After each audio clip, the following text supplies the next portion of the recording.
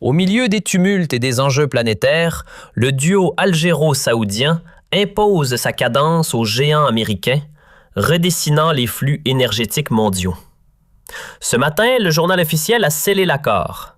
Sonatrach et Ma'aden unissent leurs forces dans le bassin d'Ili, au sud du pays, pour un investissement pharaonique de 5 milliards 400 millions de dollars. Pendant que l'Algérie transforme ses milliards en infrastructures tangibles, certains petits cris médiatiques, comme ceux de Walid Bébé, s'égarent dans des querelles futiles autour de la Coupe d'Afrique, gaspillant fortune et énergie sans aucun résultat tangible, tout en rêvant de rivaliser avec Alger. Ce projet titanesque, réponse éclatante à leur bavardage, réaffirme que l'action dépasse de loin la parole. Avec la bénédiction divine, le pays avance, fidèle aux ambitions proclamées par le président pour 2025 à 2026. Des projets économiques parmi les plus colossaux jamais entrepris. La promulgation de ce décret présidentiel, initiant une coopération stratégique de 30 ans avec l'Arabie saoudite, n'est rien de moins qu'un jalon historique dans l'histoire énergétique nationale. Adieu la France, adieu l'Amérique, adieu aux puissances qui ont tenté d'exploiter les richesses de l'Algérie. Les chiffres sont éloquents. Une production totale de 993 millions de barils équivalents en pétrole, dont 125 milliards de mètres cubes de gaz naturel destinés à l'exportation, et 204 millions de barils d'hydrocarbures liquides, GPL et condensats. L'Algérie s'affirme plus que jamais comme un pivot géopolitique incontournable et le cerveau stratégique capable de déchiffrer les crises mondiales les plus complexes. Ce partenariat ne se limite pas à l'énergie.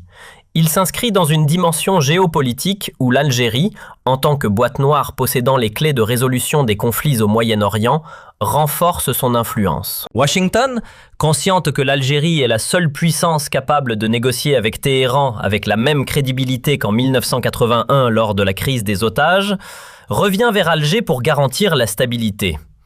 Ceux qui ne voient pas le lien entre cet accord gazier et les enjeux du Moyen-Orient ignorent la nature même de la réelle politique. La puissance énergétique est le levier de la souveraineté décisionnelle. Pendant que nos voisins et leurs relais médiatiques se perdent à critiquer la peinture des routes algériennes, l'Algérie trace les courbes de sa propre puissance. Nos incurvations sont celles des gazoducs transsahariens, des voies ferrées de Garage-Bilais vers Oran qui irriguent notre économie, et des trajectoires aériennes qui imposent le respect de notre souveraineté nationale. Alors que le cours du gaz et du pétrole dicte l'indépendance de nos décisions, d'autres se courbent devant des intérêts éphémères. L'Algérie ne courbe pas les chines, elle trace l'avenir.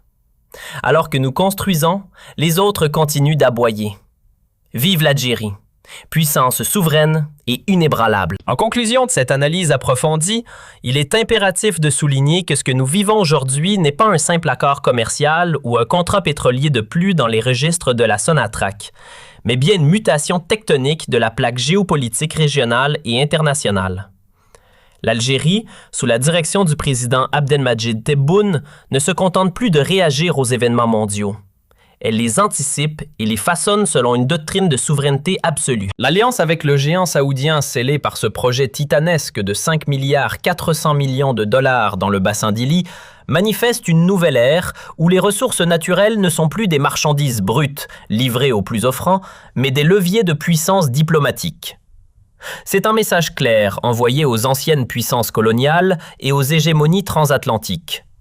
L'axe Alger-Riyad redéfinit les règles du jeu énergétique mondial. Alors que le monde est en proie à des conflits dévastateurs et à une instabilité chronique des marchés, l'Algérie s'érige en forteresse de stabilité.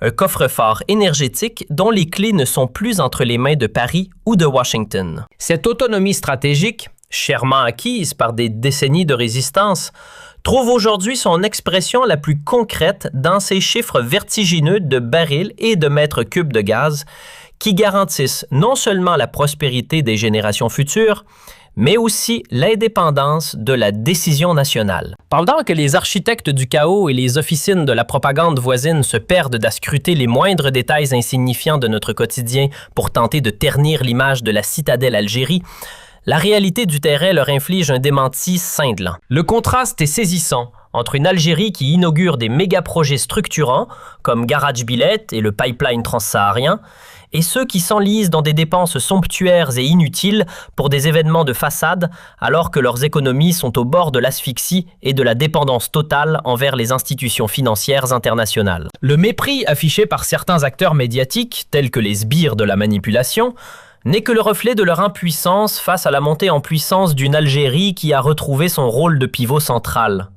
La diplomatie algérienne, héritière de la prestigieuse école de 1981, prouve une fois de plus qu'elle possède le code génétique de la médiation internationale. En étant le seul interlocuteur capable de parler d'égal à égal avec Téhéran, tout en maintenant une distance souveraine avec les pôles de pression occidentaux, l'Algérie s'impose comme le médiateur indispensable. Ce n'est pas un hasard si les grandes capitales se tournent vers le palais d'El Mouradia dès que la tension monte au Moyen-Orient.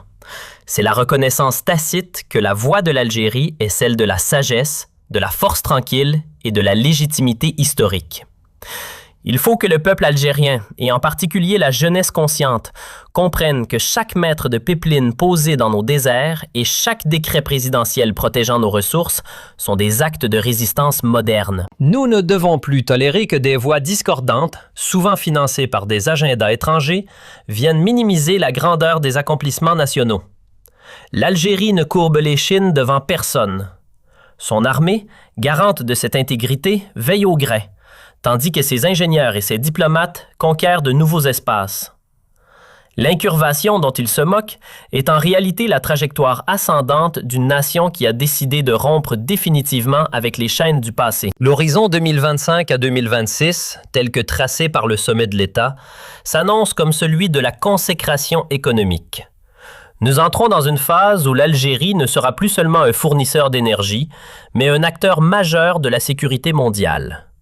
Le partenariat avec l'Arabie saoudite n'est que le prélude à une intégration plus vaste des intérêts arabes et africains. Une muraille contre les tentatives de division et de pillage. La loyauté envers la patrie, la vigilance face à la désinformation et la fierté d'appartenir à cette terre des martyrs sont les seuls remparts valables. Que les détracteurs continuent d'aboyer, la caravane de la souveraineté algérienne avance d'un pas ferme vers son destin de grandeur.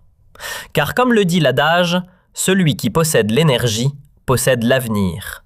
Et l'avenir, avec la grâce de Dieu, appartient à l'Algérie souveraine.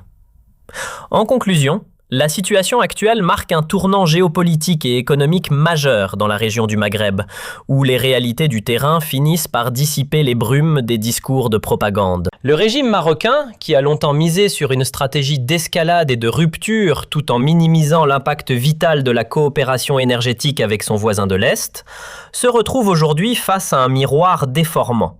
L'arrêt du gazoduc Maghreb-Europe n'était pas seulement une décision technique ou commerciale, mais un acte de souveraineté algérien qui a révélé la fragilité structurelle de l'économie marocaine, laquelle dépendait largement des redevances et du gaz à prix préférentiel pour maintenir son équilibre énergétique. Aujourd'hui, l'impact se fait ressentir jusque dans le ciel, avec ces informations faisant état de difficultés d'approvisionnement en kérosène pour la flotte aérienne marocaine, symbolisant une panne moteur bien plus profonde, celle d'un modèle de développement qui a préféré les alliances lointaines et incertaines à la solidarité de voisinage naturel. La montée en puissance de l'Algérie sur la scène énergétique mondiale, portée par des ressources colossales en gaz, pétrole, fer, hélium et bientôt hydrogène vert, souligne un contraste frappant. Alors que l'Algérie consolide sa position de partenaire fiable et incontournable pour l'Europe et le monde, le Maroc s'enfonce dans une spirale inflationniste où le coût de l'énergie devient un fardeau insupportable pour le citoyen lambda, loin des promesses de découverte de gisements miracles qui n'ont servi qu'à nourrir un imaginaire nationaliste sans fondement concret. Le regret exprimé par une partie croissante de l'opinion publique marocaine, qui commence à reconnaître la justesse et la force de la position algérienne, témoigne d'une prise de conscience tardive mais nécessaire. Le réalisme économique finit toujours par l'emporter sur les manœuvres politiques. La dépendance aux marchés internationaux volatiles et aux intermédiaires coûteux a transformé ce qui était une sécurité énergétique stable en un risque permanent. Pendant ce temps, l'Algérie réinvestit ses surplus dans des infrastructures stratégiques et des projets d'interconnexion régionale, confirmant que la véritable puissance ne réside pas dans les effets d'annonce, mais dans la possession et la maîtrise des ressources vitales. L'impasse dans laquelle se trouve le régime de Rabat l'oblige désormais à chercher des médiations. Une démarche qui sonne comme un aveu d'échec après des mois de morgue et de dédain affichés envers les décisions d'Alger. Mais la diplomatie algérienne, forte de ses principes de non-ingérence et de respect mutuel, ne saurait se laisser influencer par des demandes de dernière minute dictées par l'urgence d'une crise pétrolière ou gazière. La dignité des nations et le respect des engagements passés sont le socle sur lequel se bâtissent les relations durables. La crise actuelle est donc bien plus qu'une simple pénurie de carburant. C'est le crépuscule d'une certaine vision politique marocaine qui a sacrifié les intérêts de son peuple sur l'autel de provocations régionales stériles. L'avenir appartient désormais à ceux qui, comme l'Algérie, ont su anticiper les chocs mondiaux en consolidant leur indépendance économique et en restant fidèles à une ligne de conduite droite et transparente. La leçon est amère, mais elle est le prix de l'aveuglement stratégique d'un système qui a cru pouvoir se passer de l'oxygène algérien sans en subir les conséquences asphyxiantes.